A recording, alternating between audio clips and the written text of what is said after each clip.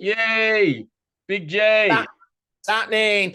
What's happening, lad? Welcome to our first very own Delinquents podcast. Yeah, this is exciting, isn't it? Yeah. I don't know where the other reprobates are, but who cares? Let's roll with the punch is what we're gonna do. So, for all of you who don't know, this is our first ever podcast of the Delinquent Show. That's what we're gonna call it, the Delinquent Show. And in the Delinquent Show, no subject is off limits. No subject is off limits. We will have special guests we will invite to it as well so we can talk to them. So, JP, tell me how excited you are about what we're doing now. Oh God, well, obviously the work we're putting in with the footage and everything, and then the Facebook page, and now bringing a podcast to the menu. It's exciting times, isn't it? Yeah, See what comes about. It's going to be top, lad. It's going to be top. Anyway, let's crack on because like these podcasts is going to be about 30 minutes, 40 minutes. Let's see how they go. And if you want more of us, you got to tell us.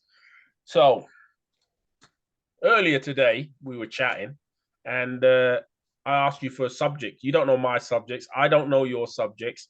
Let's rock and roll. What you got for me, lad? What you got? My first subject is our YouTube footage so far. So looking at it, until we had to take down the Big 8 1991 edition to add the final onto it, that was our biggest hit. Because when we took it down, the counter of views starts again. So when I took it down, it had 217 views. And right now, I think it's about 114 or something. But we're 5 away from reaching 200 views of the 1989 Champions Cup final. Burke against Dordrecht of You can't Holland. pronounce it, lad. Spit it out, lad. Spit it out. I don't speak Dutch that well. It's one of them languages I never really studied that well. I do it better when I've had a bevy. Maybe we'll have a couple of bevies next show. Yeah, we've got cans only next time. Yeah, cans only. Yeah, but like that 1989 footage, which is becoming the most viewed game on there. Well, it just shows you how important the history is. It's a classic game, though, isn't it? Classic game. They were playing in wheelchairs that, like, wow.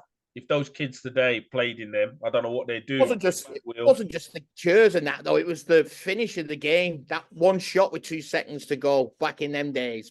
Unbelievable. Yeah, classic. It was a classic game. I enjoyed it. It was one of those classic games. And like, I don't know if I saw it live. I'm not sure I did.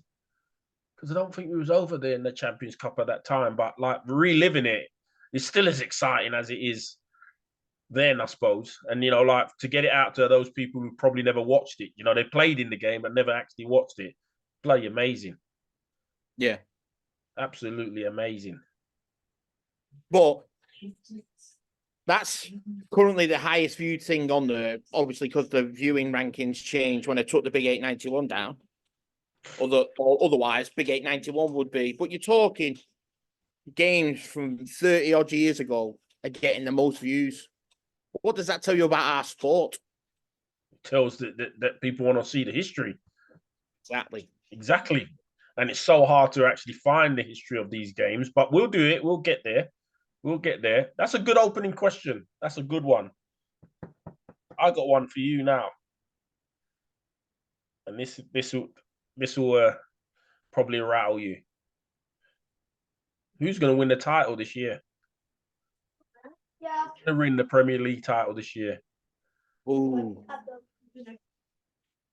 Well, you're on about outright or what? Because don't forget, looking at what's happened with Everton and the 10-point deduction for one financial fair play error, what's going to happen with Cities and 115 financial charges? The thing is with that one, we'll probably be dead before they get charged. That's what I don't understand about that, though. That's what I don't understand. What? It happened to Rangers, they went down divisions. It happened to Juventus, they went down divisions. Why can't it happen to City? Are they above the law? Well, it seems they're above the law. And I don't think that they're the last. I think Chelsea, with their crazy spending, they could be under the old microscope. But you're ducking me question. Typical you, man. Always a ducker and diver, lad. You're ducking me question. And the question was, who's going to win the Premier League? And I know we're both Scouse fans. We're both Liverpool fans. And really, and I know it really, your heart doesn't bleed for Everton. You're loving it that they got that 10 points deducted. You were hoping it was 20. I know you. I'm the same. Yeah. All right, I'll come out and say it. I think Liverpool will win it again. Wow. That's a big statement, a bold one. Well, bold statement. I've got a reason behind it. I can back it up. Go on. So, if you look at it right now, Haaland's leading the way. He's breaking records. He's scoring for fun. Fact is, what happens when he gets his injury? I don't think Alvarez can carry their team like Haaland can. No, you're right there. But can he carry on doing what he's doing? I don't know. You know, like, who's the challengers? We got Liverpool, we got Arsenal, but I think Arsenal. I think that's it. Arsenal and us. Yeah, but I think Arsenal always bottle it from March on. They got no kahunas in them. What about the other? I dread to say it, Man United. You think they got a chance? Don't laugh, like I am. No. Well, to be honest, I think if United finish in the top 10, they've had a good season. After what happened the other night with United in Turkey, they're all blaming Onana. They're all blaming Onana, and they're saying it's Eric Ten Hag. If he has a right goalie in place, he'll turn the team round. Well, hang on a minute. He bought the goalie. Yeah, Onana's playing more like a banana at the moment than an Onana. Yeah. So nice. I'd like to hear that you got the Liverpool in you, like I am. I hope they win it too. So let's move on. You got another question for, I'm sure. Another debate for us, not just for me, for us. All right, here we go. December the 23rd, the night of boxing. Oh my goodness, the night of boxing. I know you're coming, but I don't know.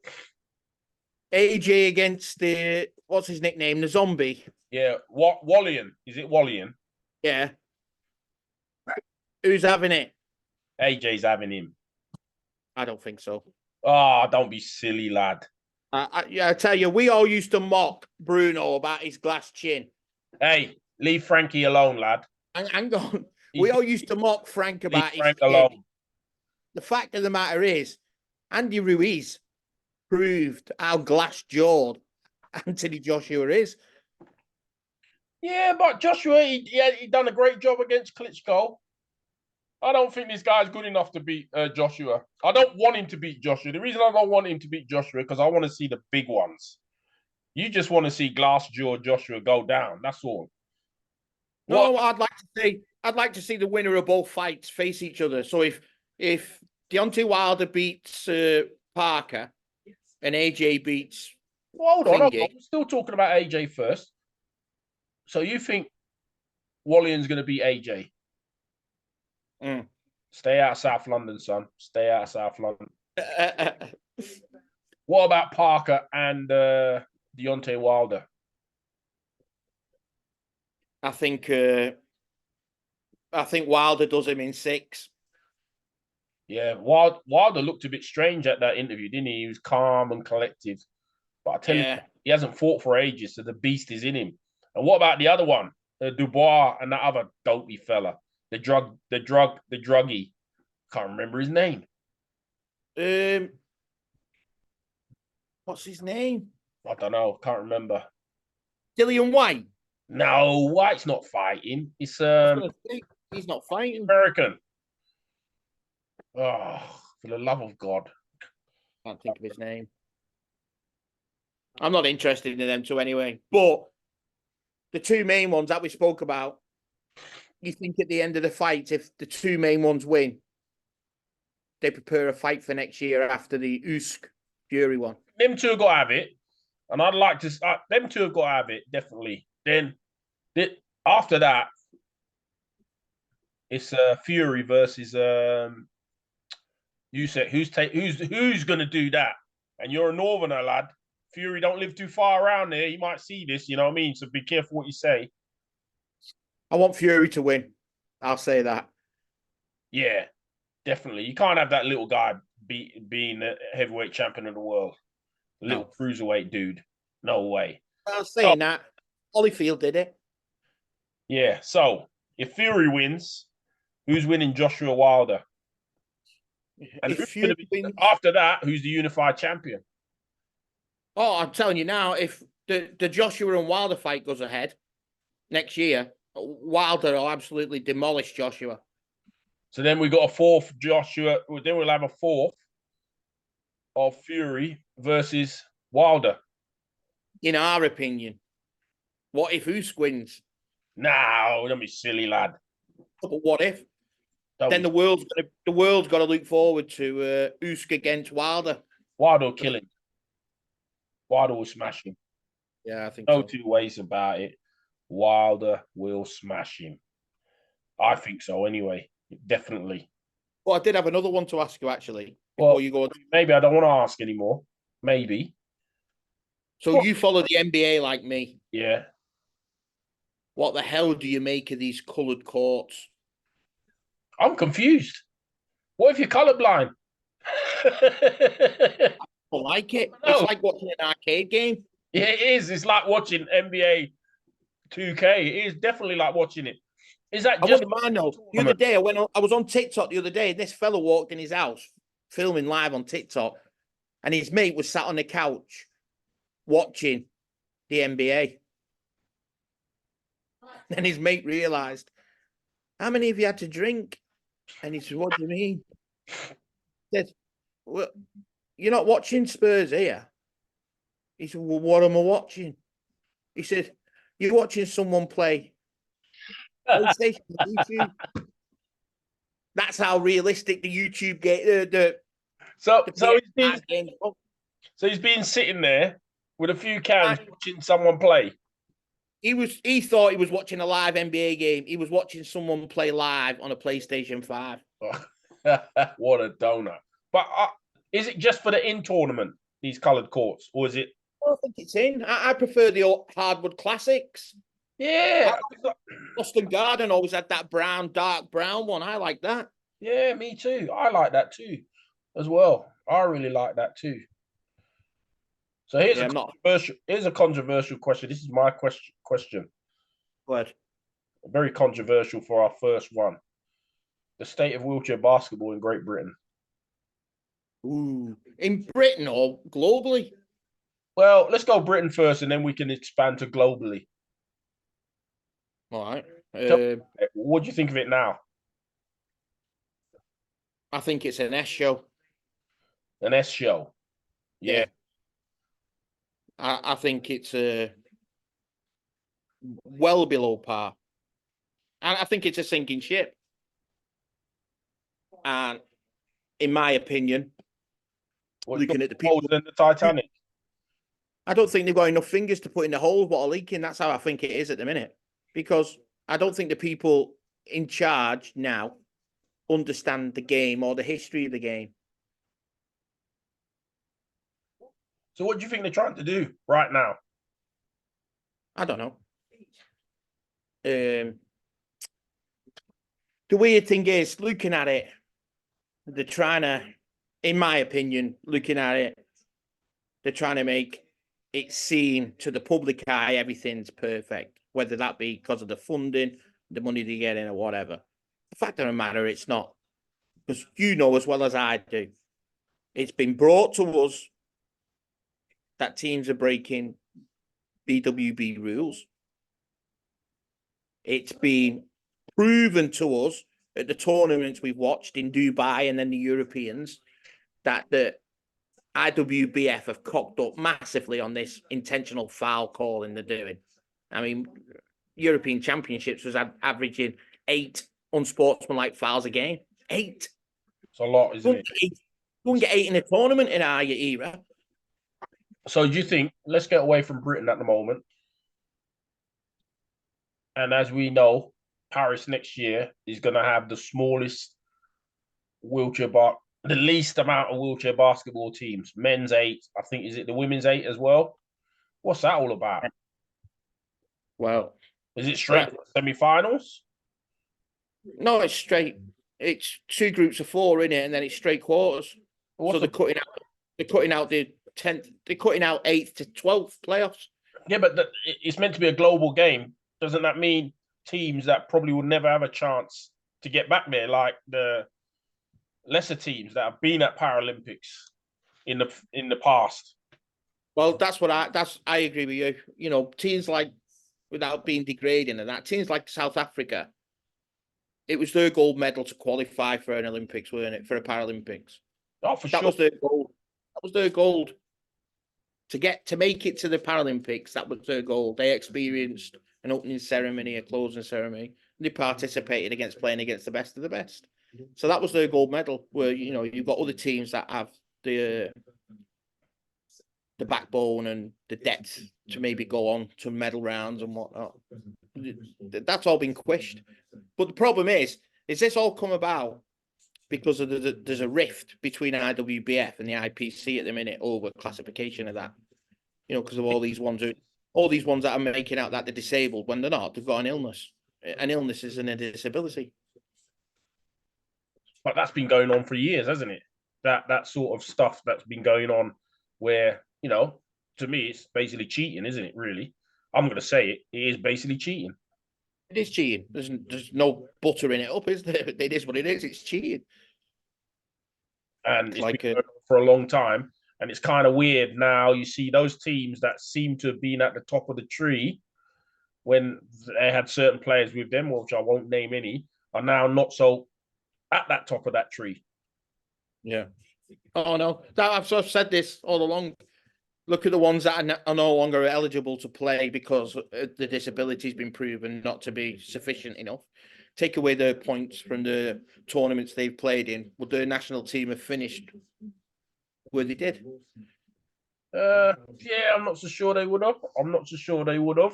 Or it probably would have been a different outcome. If you take them out of the equation, it probably would have been a different outcome. So it's an interesting topic. And obviously the upcoming Paris next year, which is just around the corner. Who's going to win it? Men's and women's. Well, I won't put it that far. Who's your top 4? Who's going to make the semi-final? And do you think the game?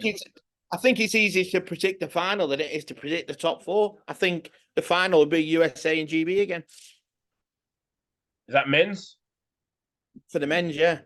And yeah. I think the most. You don't think anybody else could break into that? No, I don't. Looking at America's a strange team. After watching last week in the Pan Am Cup, I don't know. They look like they look a bit like they're only 7 deep. It's like they've got 7 key players and then 5 bench warmers. I wouldn't say they were a complete team. GB's more of an all-round team. There's more interactions, there's more different lineups you can do through the GB 12 than you could through the American 12.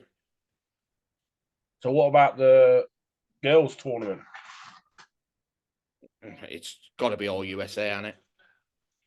It's Germany's gone since the likes of Marina Moen and that left. USA, Holland final. Yeah. Oh, yeah. I think USA might take them in the final. No room for GB in that final? No, definitely not. So we got it wrong. No, you were sat with me watching them in the Dubai tournament, and then you watched them in the Europeans. All right, it was 2 different teams because certain players weren't in Dubai, and then they came back for the Europeans to qualify for Paris. But at the end of the day, the style never changed, even though different players came back. Do you honestly think that style of basketball they're playing is going to get into a Paralympic final? No, after just watching USA a couple of weeks ago, they look in good shape, and it's going to take an almighty team to probably dethrone the Dutch. That's what it's going to. I think it's going to take an almighty team to dethrone them, without a shadow of a doubt. Well, here's one for you then. While we're still talking about GB internationals, I'll throw one at you. So, GB women have never medalled at Paralympics. So instead of the focus on being in the final, what do you think their chances are of medaling at the Paralympics? Well, let me rephrase it. Could they medal or will they medal? And They can medal. And what's the reason? They can medal. It's a possibility to medal because I only think there's two other teams that are better than them. Will they medal? I'm not sure. I'm not sure they've got the. You got a splinter in your backside there, sitting on that fence. Oh, come on. Give me a break, will you, son? I've got a little bit. Right. Right. Get comfy, adjust yourself in case you fall off the fence. All right. I'm going to stick it out there. I don't think they'll medal. I think they'll be fourth. I just think. Oh, you think they'll make the bronze medal game? Yeah, I do. I think my four would be it's going to be USA and the Dutch, Canada, GB. That's the four. Right. I'll give you my four then. Oh, you're not sitting on the fence then? No, I've got my four for the women. I've got it wrote down in my folder. USA and the Netherlands. And the bronze medal match will be China. Oh, I forgot about China. But I'm not going to stick with it. And Canada. I'm going to stick with mine. So we'll see when that comes about. I just think with GB, they just, I don't know. When I watch them, it doesn't look good. It doesn't look like anybody's in charge. It just looks Actually, like... we're saying all this at the minute. We don't know who's made it yet because we don't know who's qualified because of the repechage. Oh, what do you think about the repechage?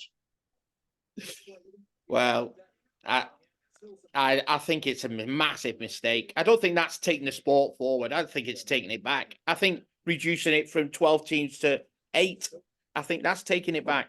You're talking about the sport that lasted from day one of a Paralympics to the last day of a Paralympics. You're reducing it. Now, don't forget, them people who come to pay and watch a basketball match get into other sports once they've come to see who they see.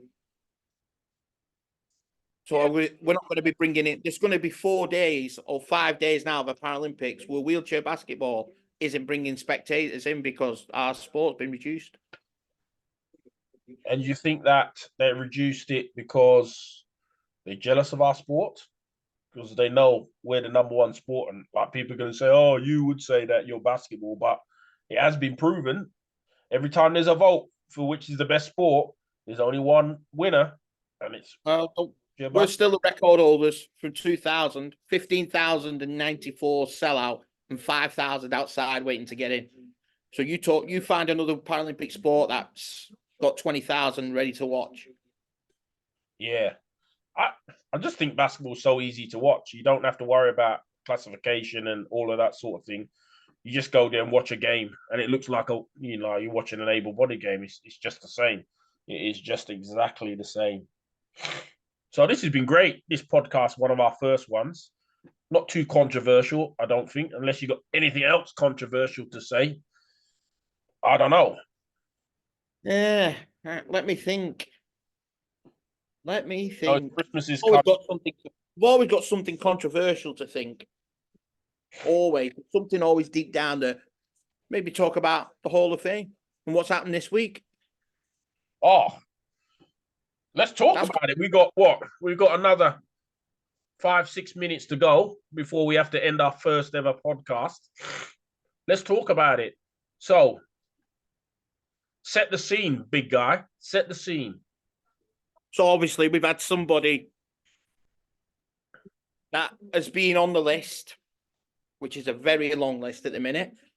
And we informed him that he's no longer on it because his claim to what was his claim to fame has been brought to our attention that it wasn't true. But it wasn't brought by one person. 4 different people have said the same thing. So if 4 different people are saying the same thing, how do we not believe them? It's not like they're all in contact. They've probably not spoke for 40 years, these people. So it's only a memory they've got. You know what I mean? Yeah, definitely. Definitely. You know, like people think that we don't have criteria to get into the Hall of Fame. We do have criteria to get in the Hall of Fame. You know, we even opened it up for nominations, but we're still going to inspect those nominations to see if they're worthy of getting in. And, you know, we're going to upset people at the end of the day. That's how it goes. But yeah. Me personally, like, you know, you can't beg to be in the Hall of Fame. You're just going to be in it if you've got, you know, all the criteria to be in it. Yeah. Well, all we can do is research. All we can do. It's like when the fact of the matter is, we opened it up to the public for December. We opened it up. If you think there's someone that should be in the Hall of Fame, put your nomination in. We received loads and loads of nominations. Did that guy get a nomination? No. Exactly. So then at the minute, his only claim to fame, to being in the Hall of Fame, is brought to us by himself. Which is fine. You can bring it to you by yourself, but you got to have the backup and the knowledge of why. You've got to have evidential proof. We need something that's there that says that claim's correct. That happened in history, that whatever. Fact is, never happened. It's according to what we found out, it's never happened. Yeah, for sure. So, just as we're finishing off, because we got 9 minutes to go, 5 minutes to go. What's our, we got some special stuff coming at Christmas on the 26th of December. Oh, yeah. Have is it Christmas New Year's edition of a Hall of Fame of 14 entries. But that's on the 29th, isn't it? That's on the 29th. 14 entries will come in on the 29th. A little bit different with the entries this time. A little bit different, a little bit. Yeah, there's a new kind of entry going in on the 29th. Well, there's 2, actually. Yeah, I'm excited about those 2. I'm really excited about those 2. So that'll be really good. Do you know what I mean? I'm looking forward to that. You know, it's going to be good. That was a great idea of yours. It's got to be put out there. That was a great idea of yours. When it was put to the group, it flew straight off. Yeah.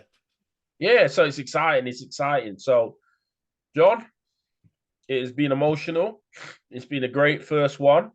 Hopefully, the other 3 will join us for our next one. And we hope to do these once a week. Sounds good? Yeah, once a week. Let's get it out there. Different topics. And what we could do is, once this one's aired and we put it out there, open it up to the people. If they want us to ask and speak about something, fine. Come on. We're not. That's the whole point of to be a delinquent. We speak out. We speak the truth. Yeah. So they could come on, or they could send us in questions if they don't want to come on, and we can ask those questions. So you guys out there, first of all, I'm going to say, start subscribing. Yeah. So you can see all of this greatness. Then you get to answer the questions. Guys, JP, it's been great. See you in episode 2 of the Delinquents podcast. Sound. Good job, Saint.